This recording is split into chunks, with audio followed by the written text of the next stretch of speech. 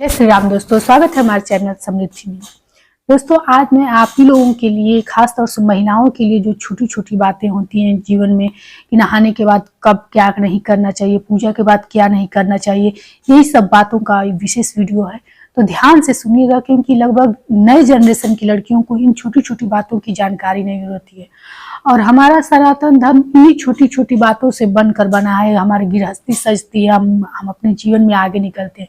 तो ये सब छोटी छोटी बातों को मैं आज आप लोग को वीडियो में शेयर कर रही हूँ। तो आप लोग ध्यान से सुनिएगा, और अगर आप लोग को अच्छा लगे तो एक लाइक भी जरूर कीजिएगा दोस्तों, क्योंकि आपके लाइक हमें बहुत ज़्यादा प्रेरणा मिलता है, बल मिलता है, और अच्छा लगता है कि आज मैं अपनी बहनों को ये छोटी छोटी बातें बता दूं। क्योंकि जानते हैं, विशेष पूजा करने से भी बड़ा चीज़ होता है कि आज दैनिक जीवन में हम लोग जो गलतियां करते हैं वो गलती ना करें।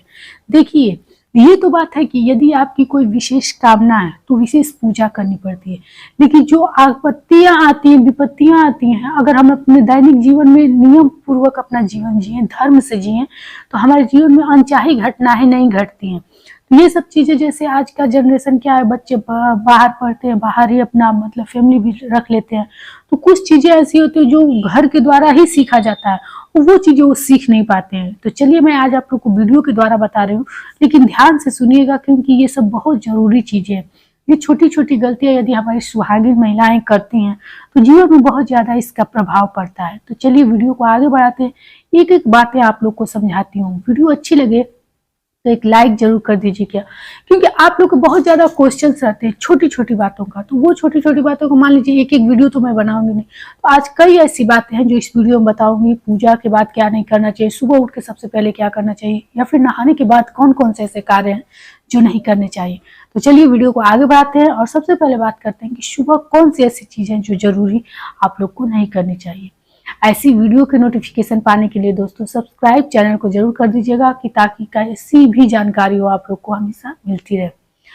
एक हमारी बहन थी, वो हमसे पूछी थी कि जैसे किराए पे लोग रहते हैं, कोई आप अपने घर में कुछ कार्य कर रही हो, बगल वाली कभी करेंगी, या फिर से झाड़ू वगैरह लगाना हो, आप आगे से जा रही हैं, वो झाड़ू लगा रही है, तो ऐसे में आपका कोई हानि तो नहीं होगा।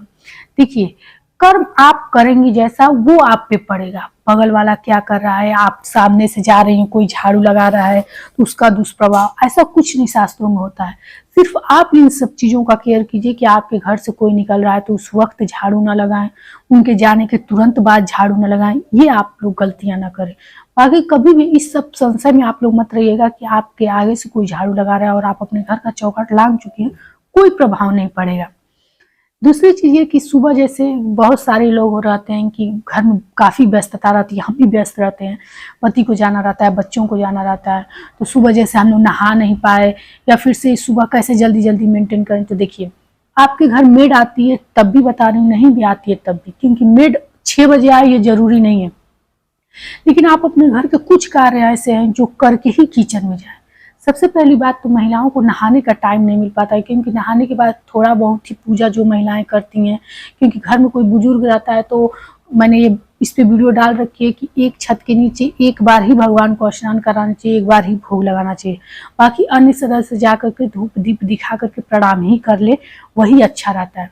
तो थोड़ा बहुत ही बहुएं यदि पूजा करना चाहती हैं, मतलब कि नई नवेली है, पूजा करना चाहती हैं, तब भी अगर सुबह समय नहीं मिल पाता है तो कोशिश लेकिन किया कीजिए कि नहा करके ही जाया करें। क्योंकि क्या होता है कि नहाए बिना किचन में प्रवेश करने से लक्ष्मी रुष्ट होती हैं। अगर ऐसा नहीं कर पाती हैं तो मैं आप लोगों को अपना अनुभव बता रही हूँ कि जैसे कपड़ा बदलने से अच्छा है कि अपने ऊपर 2 लोटा जल ही गिरा लेते हैं, तो साफ सफाई मालूम होता है। तो यदि संभव हो तो आप लोग 2 लोटा जल ही गिरा कर जाए। और एक बात बताना चाहूँगी, कभी कभी बच्चों को लेट होता है, तो बिना ब्रश किए भी अगर आपके मन में जाने का ख्याल हो तो बिल्कुल मत जाइएगा। इससे आपके घर के अन्न धन तो कम होगा ही, बासी मुंह कभी किचन में नहीं जाया जाता है। इसलिए ब्रश करके ही किचन में जाइएगा, ये गलती कभी मत कीजिएगा। और गैस की रसोई बिना पोछे आप लोग कुछ मत बनाइएगा। हाँ, हमारी कुछ महिलाएं हैं जो पूछ रही थी बहनें कि हम रात में ही झाड़ू पोछा कर लेते हैं, गैस वगैरह पोछ लेते हैं, तो ये चीज आप कर रही हैं तो कुछ दिन के बाद आप पर इसका बहुत बड़ा दुष्प्रभाव पड़ेगा। इसलिए रात में कभी भी गैस न पोछें और झाड़ू पोछा करके न सोएं। सुबह उठिए, मात्र झाड़ू भी लगा करके और गैस पोंछ के आप अपना कार्य शुरू कर सकती हैं। देखिए, आधा घंटा बाद जगने से बढ़िया आधा घंटा यदि आप पहले जग जाती हैं तो ये सब छोटी-छोटी चीज़ें आप कर लेंगे और इन्हीं सब चीज़ों का हमारे जीवन पे विशेष प्रभाव पड़ता है। क्योंकि सुबह के ये कार्य अगर आप लोग रात्र में करती हैं या फिर सुबह छोड़ भी देती हैं, तो बताइए उसी किचन में का भोजन बना हुआ या फिर बासी मुँह बना रहे हैं, बिना नहाए बना रहे हैं, तो इसका प्रभाव नकारात्मक होता है जीवन पे। तो ये कार्य आप लोग भूल कर भी ना करें। कुछ बहनें पूछेंगी जैसे कि आप लोग का प्रश्न रहता है कि हम मंदिर जा रहे हैं बाल वगैरह धुल करके, तो महावर लगाना या फिर से तुरंत तैयार होना, क्या क्या ऐसे कार्य, नाखून काट लेना, ये सब सही है या गलत? तो देखिए, सबसे पहले तो नहाने के पहले आप लोग को कपड़े धुल लेना चाहिए, क्योंकि आप लोग जानते हैं कि कपड़ों में जो गंदगी रहती है, नकारात्मकता उसको कहते हैं कि नकारात्मक चीज़ें शरीर पे पड़ती हैं।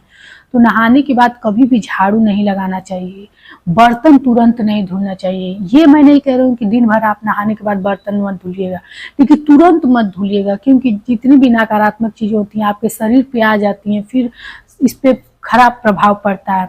तो तुरंत ये सब चीज़ें नहीं करनी चाहिए और झाड़ू नहीं पकड़ना चाहिए तुरंत।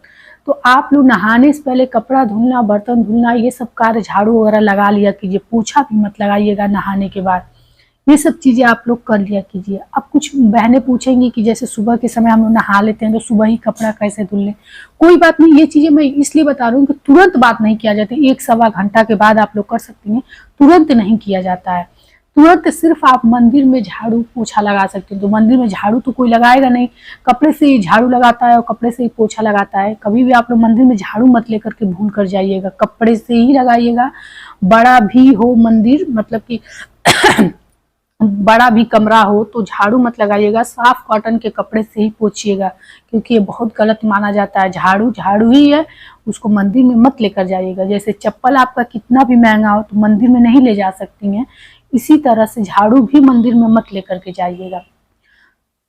दूसरी चीज़ें जैसे आप लोग बाल वगैरह धुल करके नहा ली या फिर नहा भी ली तो तुरंत बाद आप लोग ना नाखून काटिएगा और ना ही तुरंत बाद सिंदूर लगाइएगा। नहाने के बाद आप लोग सिंदूर लगा करके पूजा करने जा सकती हैं, लेकिन नहा करके पूजा कर लिए तो पूजा के तुरंत बाद सिंदूर मत लगाइएगा, पहले लगा लीजिएगा, तुरंत बाद नहीं। और तुरंत बाद में नाखून भी नहीं काटा जाता है। यहाँ एक चीज हम बताएंगे, कभी भी नाखून काट करके नेल को आप लोग खाली मत छोड़िएगा, नेल को तुरंत नेल पेंट लगाया जाता है, ये आप लोग जानती होंगी। पैरों में महावर अगर लगाना है तो नहाने के तुरंत बाद मत लगाइएगा, दोपहर में लगाइएगा, शाम को लगाइएगा, लेकिन तुरंत बाद महावर नहीं लगाना चाहिए और पहले भी नहीं लगाना चाहिए। महावर हमारे हिंदू धर्म में सनातनियों के लिए बहुत शुभ माना जाता है, तो ये सब गलती मत आप लोग किया कीजिए। और हाँ, बार बार आप लोग पूछते हैं कि ये करने से क्या होगा, वो करने से क्या होगा, तो ये सारी चीजें सुहाग की हैं और जानते ही हैं कि हमारे शास्त्रों में कहा गया कि पत्नी कोई गलत चीज करती है तो सीधा पति पर ही पड़ता है और पति कुछ करता है तो संतान पे पड़ता है। तो ये सब गलतियां आप लोग करेंगे तो खुद ही समझदार हैं, समझ सकते हैं कि कौन सा दुष्प्रभाव पड़ेगा, कैसे क्या हानि हो सकती है। तो ये सब जितने आप अच्छे कार्य करेंगी आपके घर की तरक्की होगी, आपके पति की उन्नति होगी। तो ये सब छोटे छोटे बातों को ध्यान दिया जाता है। इतनी सब सारी बातें मैं आप लोगों को अच्छे से बताती हूँ, समझाती हूँ, तो आप लोग एक लाइक कर दिया कीजिए ताकि हमें भी उससे अच्छा लगे, हमें भी बल मिलता है और यही एकमात्र जरिया है जिससे हमको आप लोगों से जुड़े रहने का। तो ये कार्य आप लोग अवश्य किया कीजिए। अब और चीज पूछिए, जैसे महिलाएं कि कुछ त्योहार ऐसे होते हैं कि जिन पे हम लोग बाल धुल सकते हैं, कुछ त्योहार ऐसे होते हैं कि नहीं बाल धुल सकते हैं। तो देखिए, किसी भी तीज त्योहार के आप लोग की वीडियो तो मैं बनाती हूँ, कुछ ऐसे वास्तविक जैसे सरस्वती पूजा था उस पर आप लोग बाल धुल सकती हैं, त्रयोदशी है उस पर आप लोग बाल धुल सकते हैं, यही अमावस्या है, पूर्णिमा है, या फिर बहुत ऐसे त्योहार होते हैं जिन पे आप लोग बाल नहीं धुल सकती हैं।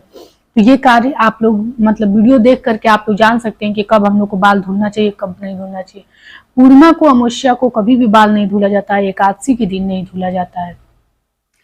कुछ चीजों की महिलाएं पूछी हैं कि जैसे कि खरीदारी वगैरह करना हो शुभ चीजों की, शादी विवाह की, तो कब अच्छा रहता है। देखिए, शुभ चीजों की खरीदारी करनी है तो सबसे पहले तो आप अपने घर में पता कर लीजिए कि आप लोग के घर का मान किस दिन है। एक खानदानी मान होता है, एक पितृ मान होता है, तो आप लोग पता करके मान के दिन तो कोई भी नई चीजों की खरीदारी भी नहीं करनी चाहिए और बहुओं को नई चीजें धारण भी नहीं करना चाहिए। ये चीज पता करके यदि बृहस्पतिवार के दिन आप लोग सबसे उचित दिन है कोई भी खरीदारी का, और शुक्रवार के दिन भी कर सकती हैं। मंगलवार के दिन कोई कुछ ऐसी चीजें होती है जैसे बर्तन वगैरह नहीं खरीदना चाहिए, तो इसलिए मंगलवार को भी बहुत सारी खरीदारी कर सकते हैं, लेकिन उसमें ध्यान देना रहता है कि जैसे कि बर्तन वगैरह ना खरीदें, ये अच्छा नहीं माना जाता है। बाकी आप लोग चाहें तो बुधवार को भी खरीद सकती हैं, शनिवार को भी खरीद सकती हैं, लेकिन वही चीजों का ध्यान रखना पड़ेगा। इसलिए कुल मिला जुला कर यदि बृहस्पतिवार और शुक्रवार को आप लोग खरीदारी करती हैं तो सबसे अच्छा माना जाता है। और एक चीज आप लोग को बताऊंगी कि जैसे कि महिलाओं को मैं बताऊंगी कि हर दिन आप लोग भले ही मांग में लाल सिंदूर लगाएं, लेकिन बुधवार और शनिवार के दिन बाल बांध करके और पीला सिंदूर अवश्य लगाएं। ये 2 तिथियों को आप लोग अपने गांठ बांध लीजिए। यदि ये चीज आप लोग करना शुरू करती हैं तो इसका जीवन में बहुत ज्यादा सकारात्मक प्रभाव पड़ता है। और जब हमारे बताए गए हुए बातों से आप लोग आकर बताती हैं कि हमें बहुत अच्छा लगा, हम ये उपाय किए, हमें बहुत फायदा हुआ, तो इससे हमें बहुत अच्छा लगता है। तो ये कार्य आप लोग जरूर किया कीजिए। कभी भी अपने घर के मंदिर को खाली नहीं छोड़ा जाता है। जैसे आप लोग नहा रही हैं और आप लोग के पास टाइम नहीं है, या फिर घर का कोई ऐसा है जो भोग प्रसाद स्नान करके, जैसे सास है, मम्मी है, पूजा कर रही है, तो आप लोग नहाने के बाद प्रणाम ही करें, माफी मांग ले, पूजा नहीं कर पा रही हैं तो, लेकिन प्रणाम ही अवश्य जरूर करें। कभी भी नहा करके तुरंत अपने कार्य में नहीं लग जाना चाहिए। 1 मिनट 2 मिनट भगवान के मंदिर के सामने प्रणाम जरूर किया जाता है। ये हमारे सनातनी हर हिंदू महिला को ये चीज करना चाहिए। तो दोस्तों, आशा करती हूँ कि आप लोग को ये हमारी सब बातें बहुत अच्छी लगी होंगी, वीडियो अच्छा लगा होगा। एक लाइक के जरिए हमें जरूर बताइएगा और कमेंट बॉक्स में जय श्री राम लिखना न भूलें। तो फिर मिलेंगे एक ऐसी सब नई जानकारियों के लिए, अपनी महिलाओं के लिए। पुरुषों को भी बताना चाहूंगी कि यदि आप लोग के घर में आपकी पत्नी है, बहन है, तो वीडियो शेयर करके आप लोग उनको भी बता सकते हैं। जय श्री राम।